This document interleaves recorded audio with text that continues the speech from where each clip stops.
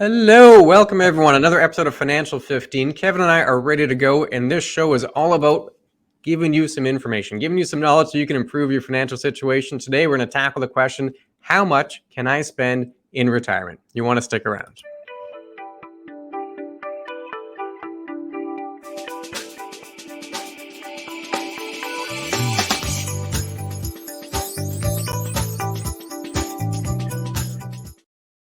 Yes, another question that we get asked all the time that we want to cover today. Again, if you want more information on this topic or anything else, please visit our website at beckerorr.com or like us on Facebook, or more importantly, go to our YouTube channel. There are tons of videos there to watch, and hopefully we can help you out with the information. But today we want to concentrate on one thing and one thing only. Clint, I'm retiring tomorrow. How much can I spend in retirement? That's the key question. No one wants to outlive their money. You don't want to run out of money in retirement. So the key question, how much can you spend without outliving your money? And there's a lot of ways people tackle this. Of course, getting a full plan done would be helpful, but there's been a couple of guidelines, a few rules of thumb that people have used over the years. One that's become very popular in financial planning and has been for a number of years here, Kevin, is what they call the 4% rule. What is that all about? Yeah, the 4% rule. It was by William Bengen. Basically, he had come up, he wanted to figure out, a worst case scenario. What can I do? How much money can I spend when I want to retire? And he did determining withdrawal rates using historical data. So, this was published in Journal of Financial Planning in 94, as we know, and it did an assumption. He wanted to see all of his investments added together. That's TFSAs, RSPs, non-registered investments. How much can I withdraw and still maintain my lifestyle going forward for a while? Now, based on that, he assumed that a portfolio would consist of 50% stock and 50% bonds, and that he's withdrawing 4% annually, adjusted for inflation. That's a big one to look at. So if we take it on the first year, and we took 100,000 as the example shows here, we take 4,000 out the first year. If inflation's at 2%, year two, we're taking $4,080, and it will continue to increase from there. And again, this was all based on using what is the worst case scenario for historical data for it to last, and we figured out that that's 33 years going forward. Yeah. What else do we want to comment on the 4% rule? Yeah. Well, this whole paper that he did, the idea was just to determine worst case scenarios. If I take out 4% adjusted inflation, how long does it last? I take out 5%, how long does it last? That was the whole idea of the paper that he wrote. Got lots of attention. He did not call it the 4% rule. After the fact, people read the paper and they jumped on that particular piece. The reason why is because with 4%, if you take that out every year, you adjust for inflation. When he did the data based on historical numbers, that portfolio, that withdrawal rate would last 33 years. So if someone retired in that 60 to 65 zone and did the 4% rule, they'd probably last 3 decades before they'd run out of money. So that's why it caught on. Important to mention, the worst case scenario, according to that data, was October of 1968. So if someone was unfortunate enough to retire at that time frame, they ended up with a bear market. So the markets dropped, and then you had runaway inflation in the 70s. So you had high inflation, bad market returns. And that was the worst case scenario. But in that case, it still lasted 33 years. A few other key takeaways here. If we do the same methodology and say, what about a 3% withdrawal rate, 3% adjusted for inflation? That was the absolute safe rate of withdrawal. It lasted 50 years, according to all the historical data. If you went to 4.25%, you're at 28 years. And you can see some of the other numbers there on the chart. The average withdrawal rate was 7%. And if you're lucky enough to retire at the perfect time and you got this huge stock market run and low inflation, you can take out as high as 13%. Of course, we don't know what the years ahead are going to bring, so it's better to plan for that worst case scenario. What were some of the other takeaways there, Kevin?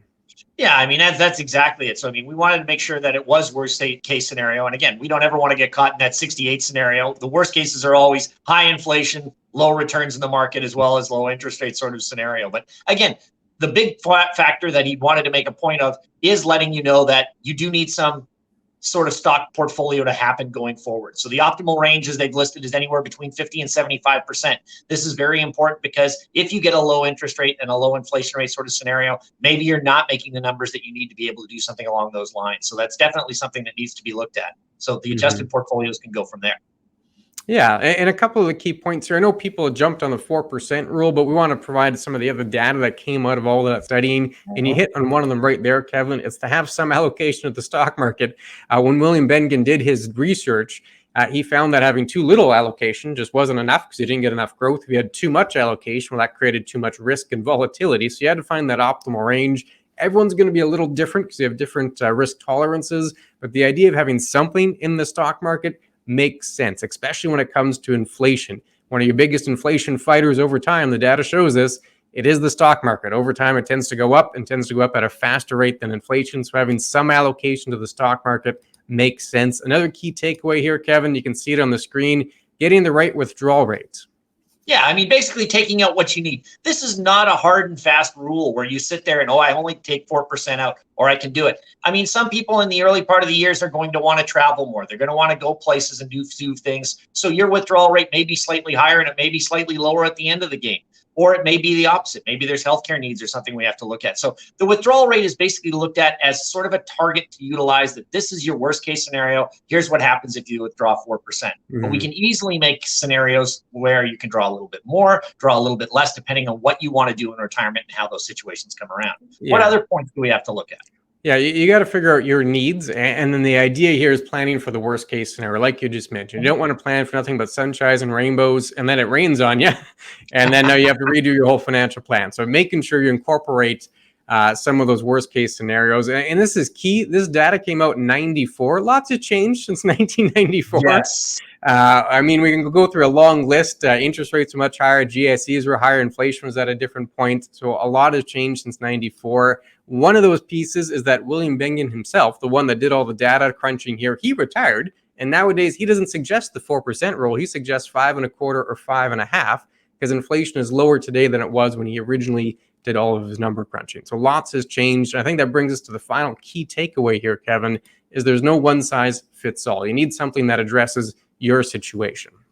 Yeah, and that's exactly it. I mean, that's what the whole investment process is about, right? Everybody wants to put you into a cookie cutter scenario and say, this is exactly what you have to do, and you can't deviate from it at all. All this is a recommended plan. If you want to take a look at what the worst case scenario would be, if you withdrew 4% a year, this is where you're going to be. You'll get 33 years and everything else going on. But each person is an individual, and it sets it up that way. So planning for worst case is always nice, but you have to make sure that it meets with your needs. Maybe you have more risk factors that you want to deal with in the stock market. Maybe you have less, at which point you have to look at a different rate of return or something along those lines. So again, financial planning is a huge goal that should be done so that we can figure out exactly what's the best method for you. Any other points that you want to make on that? Yeah, and that's the key here. I know the rules of thumb, the guides, they're nice and easy. They create simple calculations. It's easy to say 4% rule, and then you can simply apply that and have some kind of mathematical solution. Unfortunately, retirement and real life isn't always so nice, clean cut. So you do need a more precise plan that can address your needs. That's the easiest way to tackle it. The best way to tackle it is to make sure you have a full financial plan. So we tackled lots of information here, lots of data in a short time period. If you do have more questions, you want to get a hold of us, well, you can see it on the bottom of the screen there, chat with ClintonandKevin.com. We're always happy to help out. You can throw us a question or maybe a suggestion for a topic for another event or for another video. We're certainly open to hearing from you. Yes, by all means. That's exactly what we want to do. And remember, how much can I spend? Theoretically, you can spend it all, but you don't want to do it all at once. So let's make that a key point to take away. And other than that, I think we've covered the point to specifics that we need to. Yeah, everyone's got their own goals. Maybe you want that last check to bounce. You want to spend every single penny. Nothing wrong with that. You can figure out a plan to make that happen. Maybe that'll be the next video, how to spend every penny in retirement. I'm all for it. Until then, everyone, take care and stay safe.